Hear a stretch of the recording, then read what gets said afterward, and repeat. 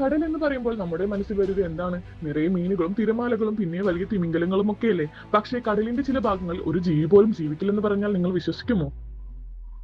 അതെ, ocean red zones എന്നാണ് ഇതിനെ വിളിക്കുന്നത്. ശാസ്ത്രജ്ഞരെ പോലും അത്ഭുതപ്പെടുത്തുന്ന കടലിലെ മരുഭൂമികൾ. ഇവിടെ മീനുകൾക്കോ ചെടികൾക്കോ എന്ന് വേണ്ട ഒരു കുഞ്ഞു ജീവിക്ക് പോലും ശ്വസിക്കാൻ ഓക്സിജൻ ഇല്ല.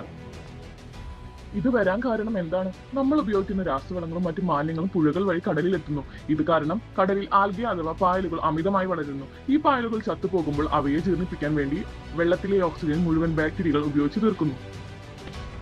ഫലമോ ആ ഭാഗത്ത് ഓക്സിജൻ ഇല്ലാതാവുന്നു. നീന്താൻ അറിയുന്ന മീനുകൾ വേഗത്തിൽ സ്ഥലം വിടും. പക്ഷേ നീന്തിപ്പോകാൻ കഴിയാത്ത മറ്റു ചില ചെറിയ ജീവികൾ ഇവിടെ ശ്വാസം മുട്ടി ചത്തുപോകുന്നു.